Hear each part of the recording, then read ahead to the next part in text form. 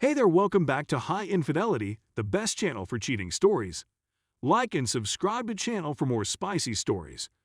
Now, let's get into today's story video. Wife wants us to move to her hometown to be closer to her AP. May 28th. Everything seemed okay. We were chatting on FaceTime many times a day. Then one day she claims she needs some alone time to ponder about something, so I tell her I won't disturb her. After a few days went by with no word from her, I contacted her to make sure she was well, and all hell broke loose. She was weeping, telling me how upset she has been with me for years, all the unresolved difficulties she has had with me, large and little, throughout our whole relationship. Some of it was real, certain of it wasn't, but the end result was that I needed to see a therapist to work through some difficulties I was having.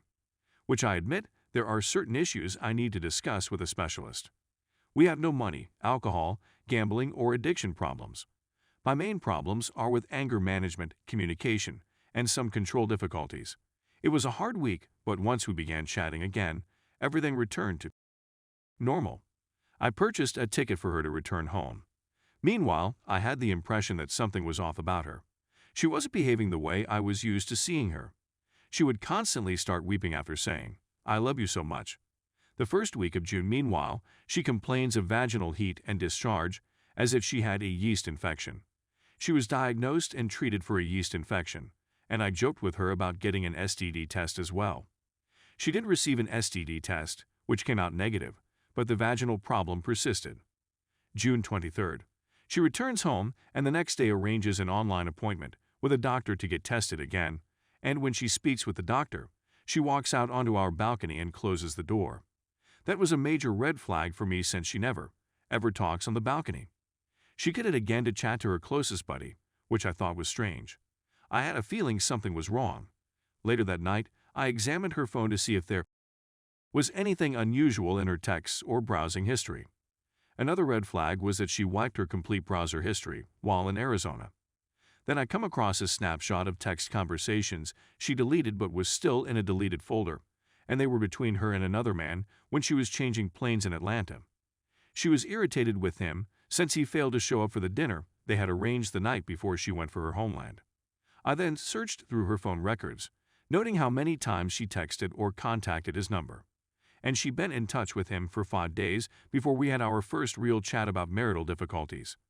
I confronted her and discovered that he had been a long-time high school crush of hers, and she had seen him at the club one night while out with her pals. She kissed him at the bar and followed him home that night.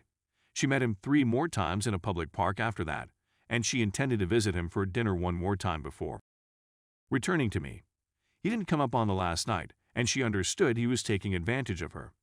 She said that the day following her first encounter, she felt awful and knew she had wrecked our marriage. She continued to meet him because she felt that our relationship was gone, she was lonely, and she needed a guy to give her attention and confidence. We were still communicating throughout that period she was seeing him, and she contacted him often after we spoke. There are simply a lot of emotions for me to handle right now. She claimed she went home with him because she was frustrated with me, and when she met an old acquaintance from her past, she gave in to temptation. I was even more outraged that her closest friends allowed her go home with another guy and didn't warn her that what she was doing was wrong the whole time she was there. 3 of her closest friends were aware, and none of them advised her to quit. She should have known better, and I'm simply mad at all of them. I questioned her why she came back to me instead of simply staying there. She said she wanted to come back and work on our marriage, that she wanted to be with me, and that she recognized she would never find another guy who loves her as much as I do. I honestly believe her. I think her encounter with this guy shattered her. I've been the only guy she's ever been with, so I understand a human urge to try something new when the opportunity arises, but a marriage promise needs to mean something. Now I feel betrayed and disgusted, but I'm not sure whether going to therapy to work on this and forgive her is worth it, or if what she did is unforgivable and dissolving our marriage is the best decision. It's difficult to know what to do since there are so many things society, religion, and culture teach us about marriage, yet life is hard, and being an adult is especially difficult. Is it normal to attempt to forgive what a loved one has done, or do we have certain standards that we must follow regardless of how much a person means to us? We don't have any children, therefore divorce is a viable possibility. At the same time, I've committed 9 years in a relationship with her, and although I believe I can forgive her for making a bad choice, It's difficult for me to accept how shabby she treated me and believe that I deserve to retain her in my life. How am I meant to know whether she's telling the truth when she claims she despises herself and wants to be with me? I've contacted a therapist for me as well as our marital counselor. She'll need to see a therapist to work through her concerns. Story 2. My wife cheated on me and I have an odd request for her to help me cope. So to give you some context, the wife and I were having some difficulties because she suspected I had stolen money from a business partner and lied to her about it. I tried trying to explain to her that it was a mistake and that it was not true, and I'd even provided her evidence that I didn't do it, but she decided to listen to other people over me and filed for divorce on 10/6. She began chatting to a man after she filed for divorce, by happenstance, not on purpose, and she never cheated on me before the divorce. I know this for a fact. Over the following several months, I fought to establish my innocence, and I sent all of my paperwork to her attorney so that they could provide her with a third-party view. During this time, she became closer to this person, and on 11/21, she lied to me about where she was going and when to have with him. On 11/27, I discovered she was messaging this person and questioned her. She told me that nothing had transpired. At the same time, her lawyer finally returned and declared, "Yep, your spouse is innocent, clear as day." On 11/28, I discovered via my own investigation that she had with him, and I spent the following week working out how to approach her. We agreed to call off the divorce on December 3rd, despite the fact that I knew she cheated and she had no idea I knew. So I approached her on 12/4 and informed her that I knew something more had occurred and that if this marriage is going to succeed, she needed to tell me now. She acknowledged to having and I admitted to knowing. I also stated that I was in a bad mood and attempted to exact vengeance on her by downloading Tinder and doing the same thing, but I couldn't bring myself to go beyond a few emails with any women and presented the evidence. I never cheated or even spent the time to actually get to know any other girl. Now I'm attempting to deal with everything she did, including filing for divorce based on a rumor, publicly bad-mouthing me, selling her wedding ring, and screwing another person.